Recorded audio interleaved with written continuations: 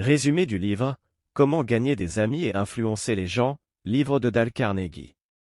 Voici un guide magique qui vous aidera à comprendre les gens, à vous faire aimer d'eux et à les rallier à votre façon de penser.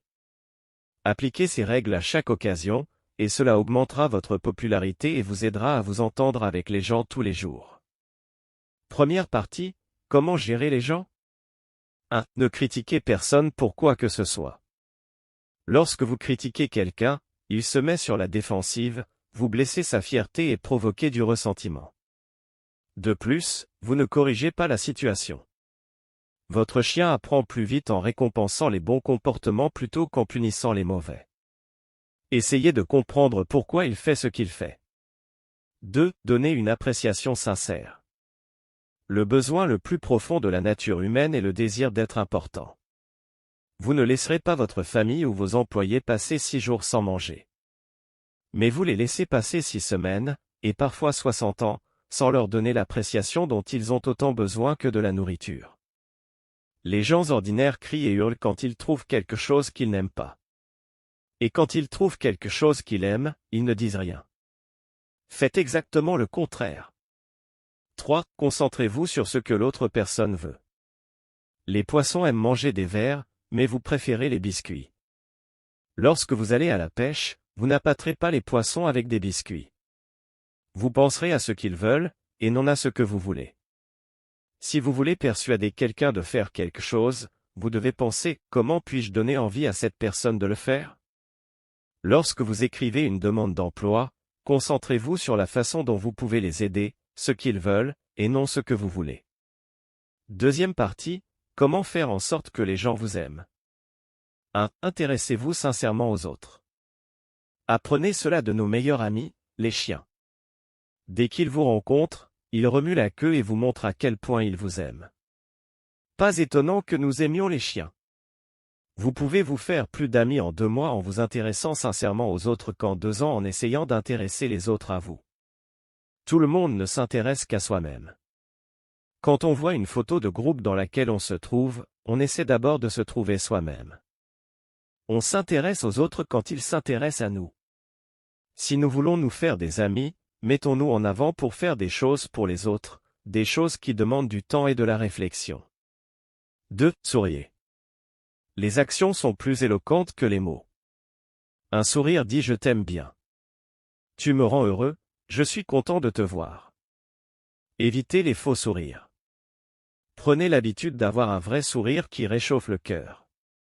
Même lorsque vous parlez au téléphone, votre sourire transparaît dans votre voix. Chaque matin, accueillez les personnes que vous rencontrez avec un sourire. Cela aide aussi beaucoup en affaires, un homme sans visage souriant ne doit pas ouvrir un magasin. 3. Retenez les noms. Chacun s'intéresse plus à son nom qu'à tous les autres noms réunis. Si vous vous souvenez de leur nom et que vous les appelez par ce nom, vous leur faites un compliment subtil et très efficace. Si vous l'oubliez ou les plaît mal, vous vous placez dans une situation désavantageuse. Chaque fois que vous rencontrez une nouvelle personne, demandez-lui son nom. Si vous ne l'avez pas entendu distinctement, demandez-le à nouveau. S'il est inhabituel, demandez comment il s'écrit. Répétez-le dans votre tête et essayez de l'associer à l'apparence de la personne. 4. Soyez un bon auditeur et laissez les gens parler. Pour être un bon interlocuteur, soyez un auditeur attentif. Pour être intéressant, soyez intéressé. Posez des questions auxquelles les gens auront plaisir à répondre. Encouragez-les à parler d'eux-mêmes et de leurs réalisations. Soyez sincèrement intéressés, et écoutez simplement attentivement. 5. Parlez des intérêts de l'autre personne. Si vous parlez avec quelqu'un qui s'intéresse aux bateaux, parlez des bateaux. Si vous faites passer un entretien à quelqu'un, étudiez-le et parlez de ses intérêts et de ses objectifs. Parler en fonction des intérêts de l'autre personne est bénéfique pour les 2 parties. 6. Faites en sorte que les gens se sentent importants, sincèrement. Chaque fois que vous rencontrez quelqu'un, demandez-vous « Qu'est-ce qu'il y a chez lui que je peux honnêtement admirer ?» Faites toujours en sorte que l'autre personne se sente importante. Si un serveur vous apporte une mauvaise commande, dites « Je suis désolé de vous déranger, mais je préfère X ». Il répondra probablement « Pas de problème ». Presque toutes les personnes que vous rencontrez se sentent supérieures d'une manière ou d'une autre. Un moyen sûr d'atteindre leur cœur est de remarquer leurs meilleurs traits, d'essayer d'apprendre d'eux et de leur faire comprendre de manière subtile que vous reconnaissez leur importance. Troisième partie, comment rallier les gens à votre façon de penser? 1. Évitez les disputes. 9 fois sur 10, une dispute se termine avec chaque partie plus convaincue d'avoir absolument raison. Vous pouvez parfois remporter une victoire, mais elle sera vide car vous n'obtiendrez jamais la bonne volonté de votre adversaire. Vous l'aurez fait se sentir inférieur et blessé dans son orgueil. La bonne façon de gérer les disputes si elles vous sont imposées est la suivante: accueillez le désaccord, écoutez d'abord, ne soyez pas sur la défensive, cherchez les points d'accord, essayez de chercher les domaines où vous pouvez admettre l'erreur, promettez de réfléchir aux idées de votre adversaire et remerciez-le de son intérêt. Toutefois, pour tirer le meilleur parti d'une dispute, il faut l'éviter. 2. Ne dites jamais « vous avez tort ». Si vous dites à quelqu'un qu'il a tort, lui donnez-vous envie d'être d'accord avec vous? Jamais. Ne commencez pas en disant que vous essayez de prouver quelque chose, c'est un défi qui suscite l'opposition et donne à l'auditeur l'envie de se battre avec vous. Vous pouvez commencer par « bon, écoutez, je pensais autrement, mais je peux me tromper ». C'est souvent le cas. Et si je me trompe, je veux rectifier le tir. Lorsque vous dites à quelqu'un que vous avez tort, vous ne réussissez qu'à lui ôter sa dignité et à vous rendre indésirable dans toute discussion. Faites preuve d'un peu de diplomatie. 3. Si vous avez tort, admettez-le rapidement. Si vous savez que vous avez tort et que vous serez critiqué de toute façon, pourquoi ne pas devancer l'autre personne et le faire vous-même? Dites de vous toutes les choses désobligeantes que vous savez que l'autre personne veut dire avant qu'elle n'ait l'occasion de le faire. Vous serez surpris de la réponse. Votre empressement à vous critiquer enlèvera toute combativité à votre interlocuteur, et il commencera à vous défendre. Si vous avez tort, admettez-le rapidement et clairement. 4. Commencez de manière amicale. Si vous commencez par la colère, l'autre personne sera encore plus en colère.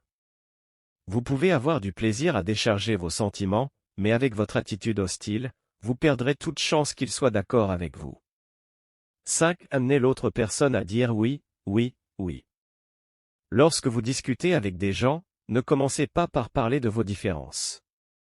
Commencez par souligner les nombreuses choses sur lesquelles vous êtes d'accord. Insistez sur le fait que vous tendez tous deux vers le même but et que la différence est une méthode et non un objectif. Amenez l'autre personne à dire oui, oui et empêchez-la de dire non. Lorsqu'ils disent non, ils deviennent nerveux, et leur orgueil exige de rester cohérent avec cela. Quand ils disent oui, ils deviennent plus acceptants et ont une attitude ouverte. 6. Laissez l'autre personne faire une grande partie de la conversation. N'essayez pas de gagner les autres en parlant beaucoup trop de vous. Les gens en savent plus que vous sur leurs affaires et leurs problèmes. Posez-leur des questions et laissez-les vous dire certaines choses. Prêtez attention, écoutez patiemment et n'interrompez pas. 7. Laissez l'autre personne sentir que c'est son idée. Vous croyez davantage aux idées que vous avez découvertes vous-même qu'à celles qui vous sont données. N'est-il donc pas plus sage de faire des suggestions et de laisser l'autre personne trouver la conclusion? Personne n'aime avoir l'impression qu'on lui vend quelque chose ou qu'on lui dit de faire quelque chose. Nous aimons agir selon nos propres idées et faire ce que nous voulons. 8. Voyez les choses du point de vue de l'autre personne. Essayez de vous mettre à la place des autres, demandez-vous, comment je me sentirais ou réagirais si j'étais à leur place. Le succès dans les relations avec les gens dépend de votre sympathie pour le point de vue de l'autre personne.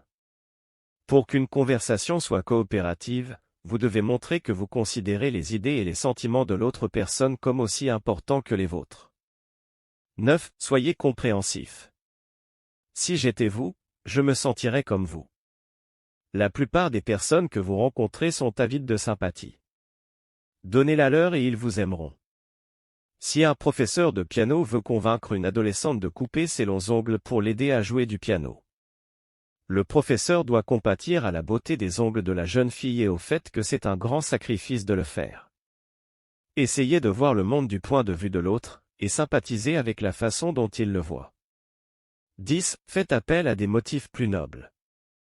Pour changer les gens, faites appel à leurs motivations les plus nobles. Si un journal publie une photo de vous que vous n'aimez pas, ne leur envoyez pas, ne la publiez pas, je n'aime pas ça. Mais plutôt, s'il vous plaît, ne la publiez pas, ma mère ne l'aime pas. Faites appel au respect que nous avons tous pour la maternité, à des motifs plus nobles. 11. Mettez vos idées en scène.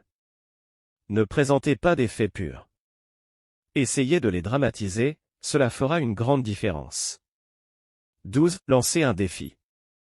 La façon de faire avancer les choses est de stimuler la compétition. C'est ce que toute personne qui réussit aime, le jeu. La possibilité de s'exprimer et de prouver sa valeur, d'exceller et de gagner. Les défis utilisent le désir d'exceller et de se sentir important. Parfois, how to change people without offending them? 1. If you need to criticize, begin with praise.